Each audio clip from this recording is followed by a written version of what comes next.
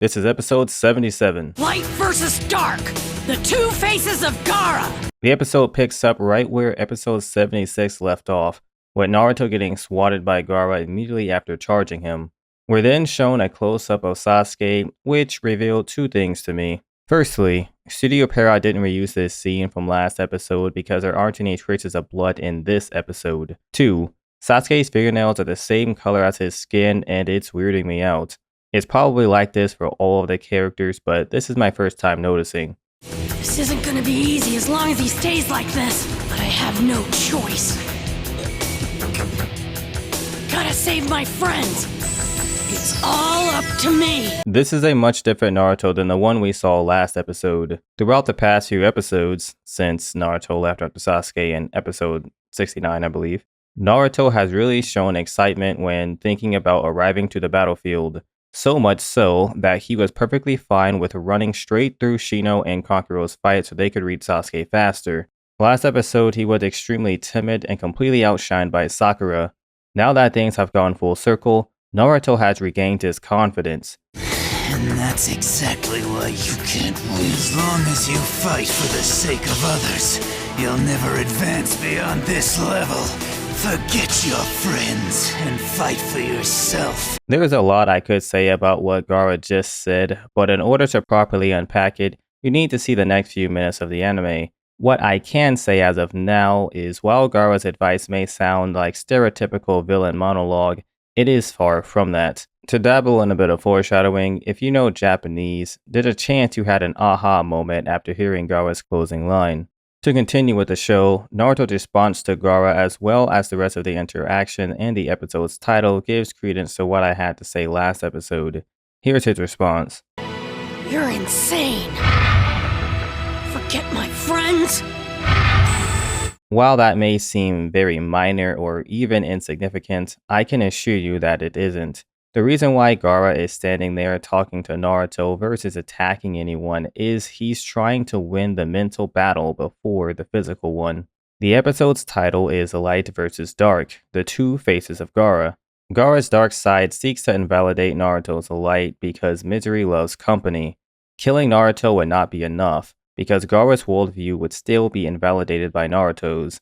In order to feel validated, Gaara must sever Naruto's bonds with his friends, since that would prove that fighting for yourself and loving only yourself is the correct play and everything else is obsolete. If Naruto weren't a Jinchuriki, I doubt Gaara would be having this conversation with him. If he spoke to him at all, he'd tell Naruto to power up like he did against Neji so he could extinguish another powerful life force. After a little bit of back and forth, Naruto charges at Gaara once again, except this time, he has a kunai.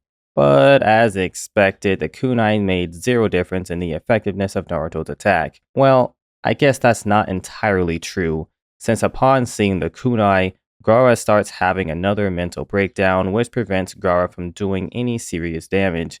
There's a lesson to be learned here, folks. If you're ever against a stronger opponent, abuse their mental trauma. JK. Don't do that. There's a high-pitched noise that plays right before we're taken into Gaara's flashback, and honestly, I can't tell if that sound effect was meant for the audience to sell Gaara's mental anguish, or if it was Gaara hearing a high-pitched ring in his head, which is why he's wincing so hard. Not that it makes a huge difference in the story, or really any difference at all.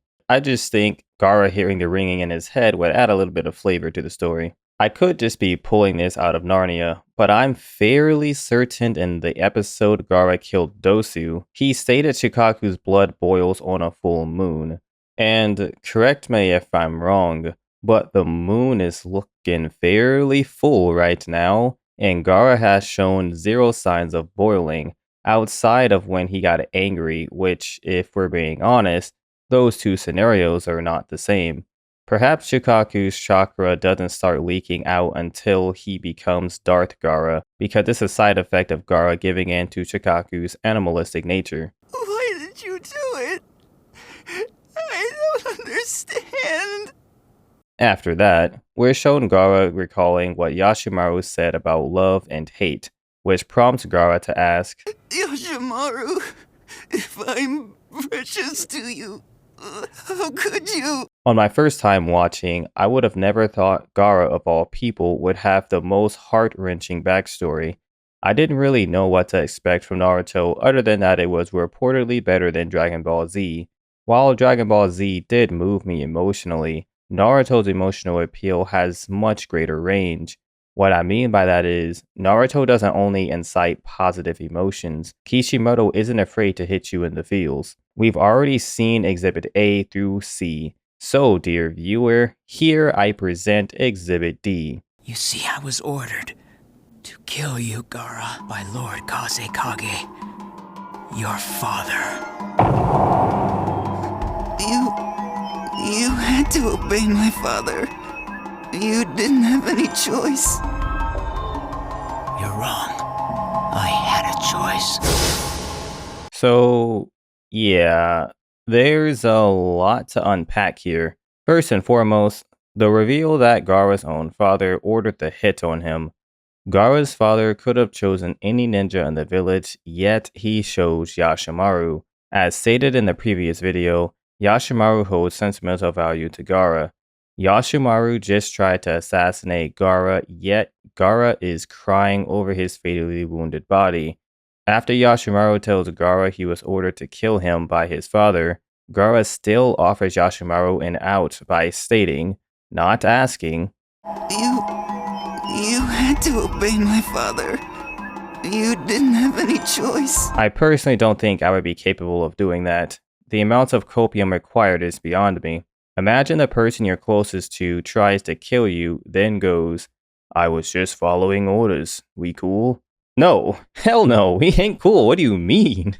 To add insult to injury, I will remind you once again that it was no more than 20 minutes ago when Yashamaru gave his speech on love. Gaara's father was also right next to him not too long ago. So, if what Yashamaru is saying is true, that means Raza glared at Gaara after he killed that man, then immediately went to ask Yashamaru to do the deed. The problem I have with that is Yashamaru realistically had no chance of killing Gaara. Because of that reality, I don't think Raza intended for Yashamaru to succeed. Before I continue, there's more context that needs to be added. Here's Yashamaru's explanation as to why he didn't decline. I suppose it's because, deep in my heart, I hate you, Gaara. I've always hated you. He then goes on to state that his sister died bringing Gaara into the world, and because he loved his sister so much, he figured he should love Gaara as well. However, he soon learned that he could not forgive Gaara for taking his sister's life, because it wasn't her choice to have you, to be made a human sacrifice. And so she died, cursing this village. That completely changes the whole narrative. Gaara's whole worldview is up in the air now. There's arguments to be made whether or not Yashamaru is still following orders or if he's speaking from the heart. The two are not mutually exclusive, however, so it could be a combination of both. I'm inclined to go with the latter due to this scene. The day she died, I felt a wound in my heart that I knew would never heal. Unlike an injury to the body, there is no medicine for a wounded heart, and sometimes it never heals. Yashamaru is a kind-hearted man. He wasn't role-playing as a completely different person when he was raising Gaara. The words he spoke were true and sincere. I suspect that while Yashamaru did have some ill will towards Gaara, it was ultimately Raza's call to assassinate him that spurred Yashamaru to act on it. If Raza truly wanted Gaara dead, however, he would have one-shot Gaara on his own. Involving Yashamaru only serves to torment Gaara. The manga does a much better job at conveying that point. Animating and adding hurling noises is disgusting, so I get skipping it. However, Gaara being overwhelmed by his emotions due to the 2 bombshells he's just been hit with to the extent that he threw up solidifies my stance. Proceeding with the anime, Yashamaru tells Gaara the meaning of his name, and explains why his mother named him so. Your name is Gaara, a demon that loves only itself. Upon hearing this while analyzing, I paused and thought, wait, what? I did not believe that's what his name meant, so I looked it up, and sure enough, it is.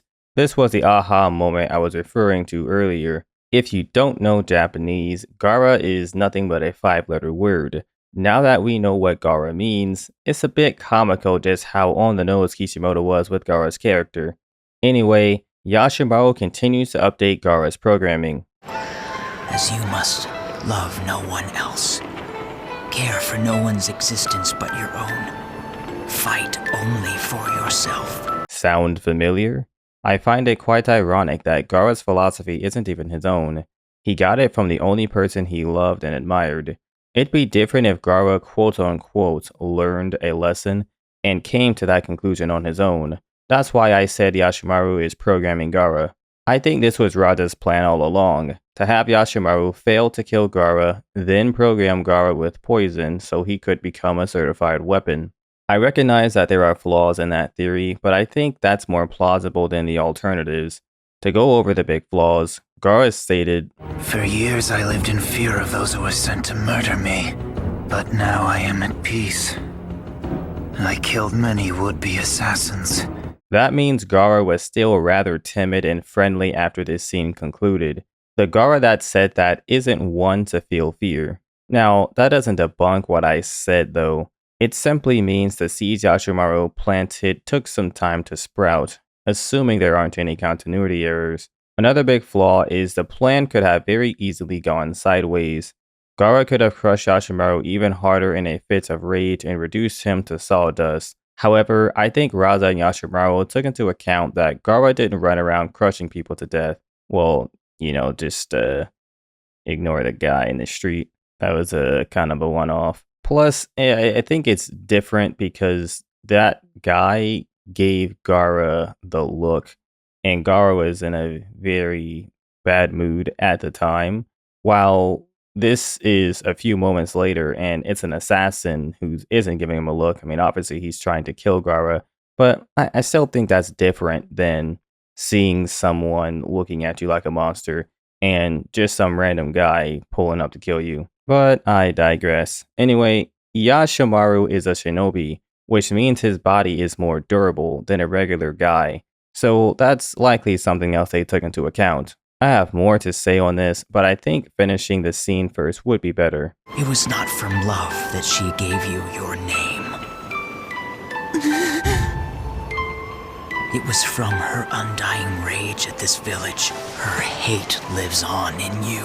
That runs contrary to everything Yashamaru established. In fact, his mother doesn't look like the angry, vengeful type. Studio Pierrot realized that and decided to go with the sand copy of his mother in the middle of a sandstorm in order to sell what Yashamaru is saying. The image the manga shows makes Gaara's mother out to be kind and loving, despite what Yashamaru is saying. That's a very confusing message. It's like saying something is really big, but instead of extending your arms out to the side, you decide to hold two of your fingers together as you would if something were super small. Try that out in person and see how utterly confused the person you're talking to will be. I think a part of the issue is the manga gave us a glimpse into Yashamaru's mind while the anime gave us a glimpse into Gaara's. 6-year-old Gaara watching his baby self get blown away into the sand followed by his mother being blown away is a cool way of conveying what's occurring in Gaara's mind. The backstory he knew is being erased since according to Yashamaru, his origin story was a complete sham. Something I find interesting about the sand clones being blown away is Gaara doesn't even flinch when he's dispersed. It's only after he realizes his mother is next that he starts to move to save her. After he and his mother are dispersed, Yashamaru hits Gaara with the ultimate one-liner. You were never loved, Gaara. Never. I'm not crying. You're crying. Okay, I'm not crying. But still, I think Yashamaru planned on talking to Gaara before dying. I also think Yashamaru does care about Gaara and that Raza did force his hand. This is still a case of good soldiers follow orders. I mean, just look at how the scene ends. But now, this is the end.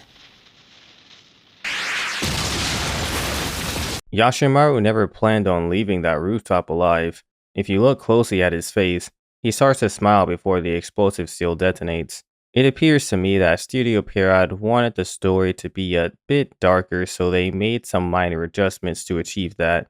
Yashamaru looks quite happy in the manga, and his dialogue is significantly different. I truly believe that Yashamaru bore a small amount of resentment towards Gaara, but he certainly didn't hate him. Everything he did was a ploy staged by Raza. Yashamaru being happy when he says, "Please, die with me," draws me to believe that he thought he was doing Gaara a favor by killing him. Think of mercy killing. Yashamaru definitely knows what's in store for Gaara if he survives their encounter, so him attempting to save Gaara makes sense. So, I was going to say this scene gains melancholy points from Gaara not moving away from Yashamaru's grenade roleplay, but the anime makes it look like he did, since Yashamaru should have been at the center of the crater. Gaara was at Yashamaru's side, so the only way this scene makes sense is if Gaara moved away himself, or if his sand whooshed him away then put up a shield, or Studio Pierrot made an oopsie. Pick your poison. Anyway, Gaara begins to recall the heartwarming things Yashamaru said to him earlier that night, which he undergoes is the same as his present self. Gaara then goes berserk and tattoos love onto his forehead. With the blood dripping from his eye, he recalls the final bit of advice that Yashamaru gave him. I understand now. I'm alone. I'll no longer care about anyone or love anyone else. I'm all alone. And so, Gaara, as we know, is born. We now know why Gaara is the way he is and why he's currently taunting Naruto. With the flashbacks finally over, we return to just that, Gaara taunting Naruto. That's when Sasuke points something out. Naruto's just standing there. That's not like him. Why is he hesitating? I could go on another ramble, but that's completely unnecessary. We all know why Naruto isn't making any hasty moves. Sasuke hasn't been present for pretty much anything regarding Gaara, so he's completely out of the loop. I'm sure Sasuke thinks Gaara is simply a kid with a weird face. At least, that's what anime Sasuke thinks. Sasuke shows off his emotional intelligence in the manga by deducing Naruto isn't his usual self because something happened between him and Gaara. By having Sasuke come to that conclusion, Kishimoto showed us the bond that's formed between Naruto and Sasuke. If you are familiar with the concept of show don't tell, Naruto has primarily been telling us about Team 7's bond, while Sasuke and Sakura have been showing us. After taking a moment to contemplate his next move, Naruto decides it's high time to summon the Chief Toad. Summoning Jutsu!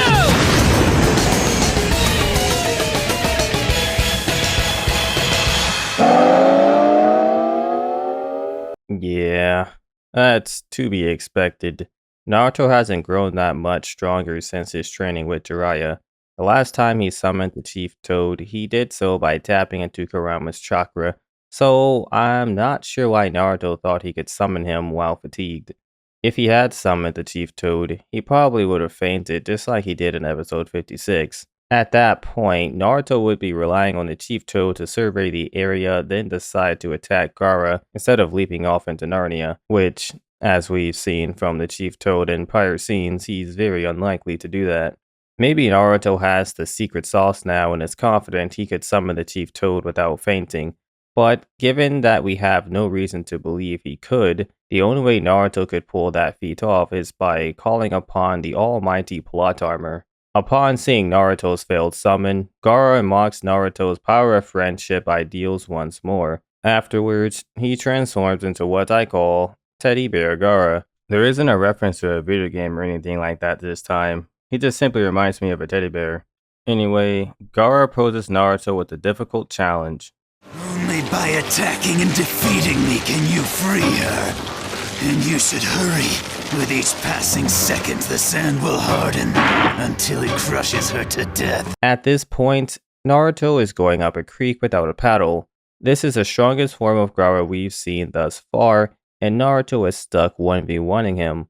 Tamari is still in the area, but she's not going to help Naruto in the slightest. Narratively speaking, I think her role is to take notes on the battle so she can report to Baki later. OOCly speaking, I have no idea what purpose she is serving. She isn't relaying any important information, and she's, for all intents and purposes, an irrelevant character at this point in time. She could have just fled after Gaara hit her and no one would have noticed. Her saying, He's getting closer and closer to a total possession.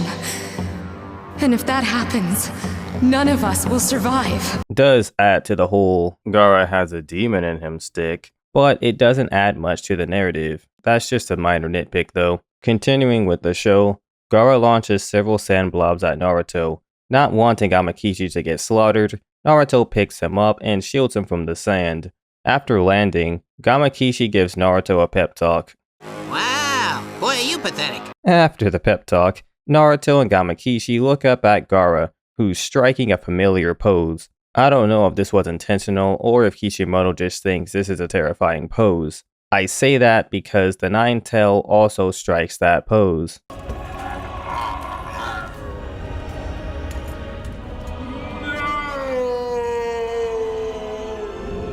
Skip. The reason I do that is those scenes add literally nothing to the narrative and only serve to pad the runtime so the episode can properly fill its time slot. Eyes full of loneliness. I've seen that look before. In myself. Now he's turning into a monster. Like me. Did you catch that? Eyes full of loneliness. It's always the eyes. That's the recurring theme this arc. When Naruto confronted Sasuke in the mountain range, he peered into Sasuke's eyes to learn more about him. In Gaara's flashback, he kills the drunken stranger because of the look in his eyes. And now, Naruto is looking into Gaara's eyes and seeing the same pain he felt. The saying, "It takes one to know one," fits this theme perfectly. Gaara saw the vengeance in Sasuke's eyes, and Naruto sees the loneliness in Gaara's eyes. That's why Naruto makes a very important distinction. Now he's turning into a monster. Like me. Now he's turning into a monster. Like me. Let's break that baby down. Once we do so, we have 1. Now. 2.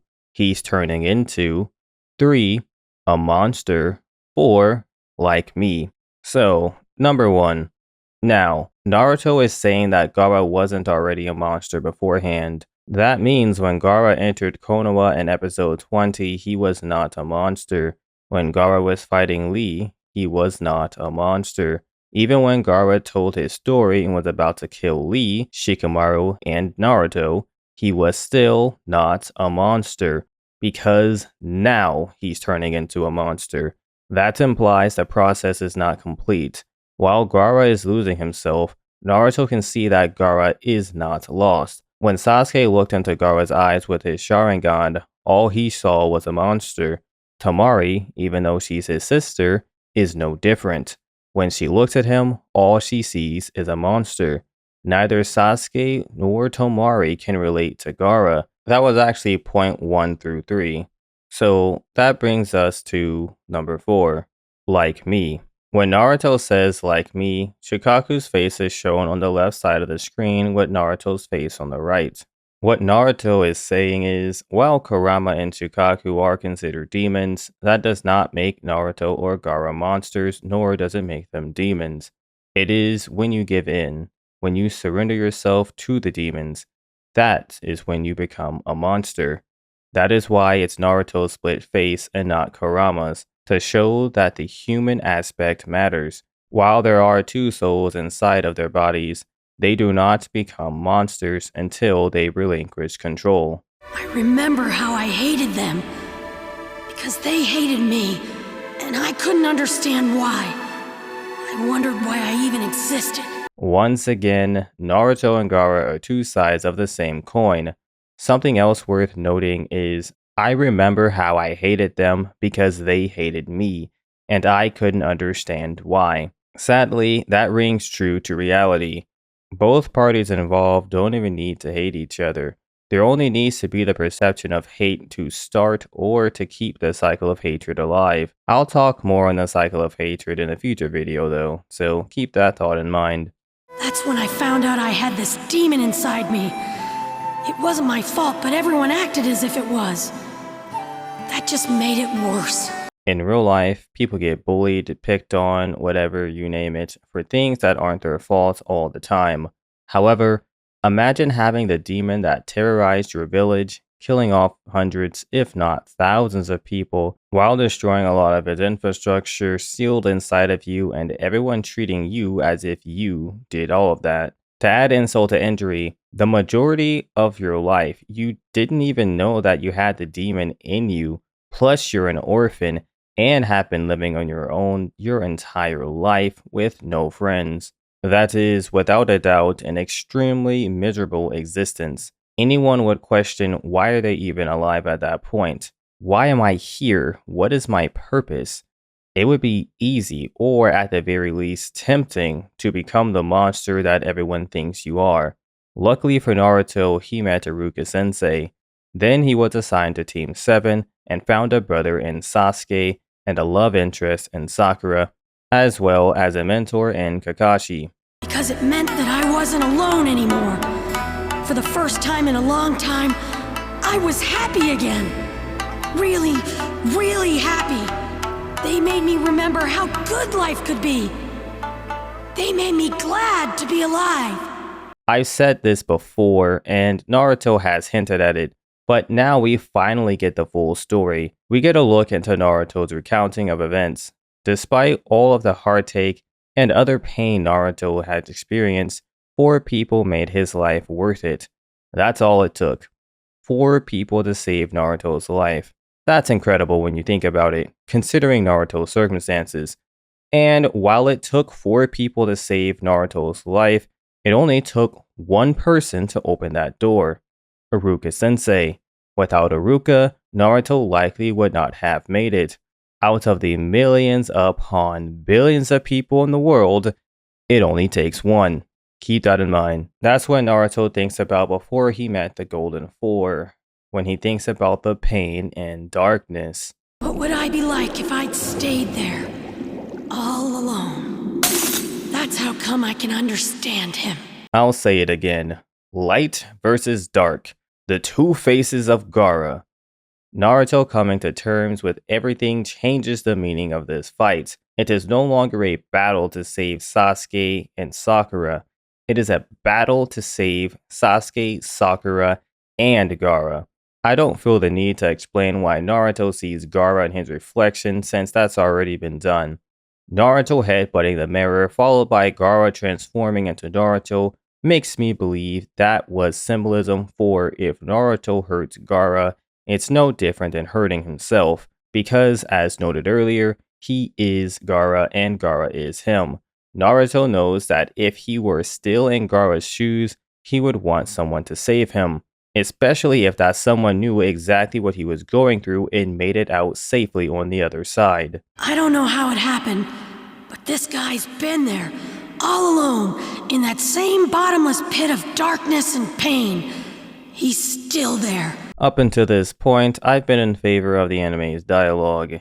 The clip I just played is fine, but it isn't as good as what the manga said.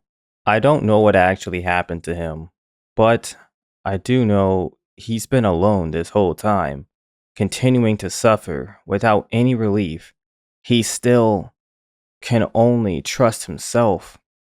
He's still fighting inside the dark. That is much better than the anime's interpretation.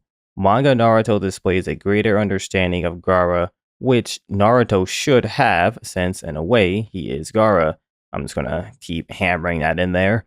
While the difference may seem negligible, Naruto saying, "I don't know what happened," versus, "I don't know what actually happened," are two completely different sentences, and as such, two different meanings can be derived from them. Then to say, "But this guy's been there," implies Gaara is no longer there, which means Naruto is contradicting what he said earlier. He does say that Gaara is still there a few moments later, but the dialogue is sloppy. Manga Naruto has the confidence and the awareness to say, "I know he's been suffering alone this whole time." He's still there. That's why he has no one. Anime Naruto drops the ball here, saying, "He's still there. That's why he has no one." Just I don't know, man. That just sounds really bad to me. I don't know exactly what Studio Pierrot was going for, but Naruto's tone is all over the place. This is one of those scenarios where I'd say, hey man, just stick to the source material. Don't even think about it. Before I finish saying why what Naruto said is bad, listen to the rest of this. He fights only for himself. Maybe he's right. Maybe it's made him stronger. Maybe it is a weakness to have friends you care about, to know what happiness is. Why would Naruto ever say that? That does not make sense. Why? That's extremely out of character for Naruto. Perhaps if I only watched the anime and I didn't think much about what Naruto was saying, it would have slid underneath the radar. However, I am paying attention. In fact, I'm overanalyzing. Naruto literally just finished saying how he sees the loneliness in Gaara's eyes, how he's turning into a monster, like him. The Naruto that was shown during that face merge was 6 years old. Yes, they were the same age in their flashbacks. Naruto then recounts how the love of others saved him. He recognizes the value of loving and forming bonds with others. Upon pondering about if he remained alone, he acknowledges he would have been just like Gaara. But then, for some reason, jumps to the conclusion that because Gaara remained in the darkness, he's stronger than him, and perhaps Gaara's worldview is correct. What? Why? How? That conclusion is ridiculous to say the least. Now then, compare that to, that's right, in his eyes, someone like me, who has others that acknowledge him, may seem like a coward who lives in a carefree, sunny world.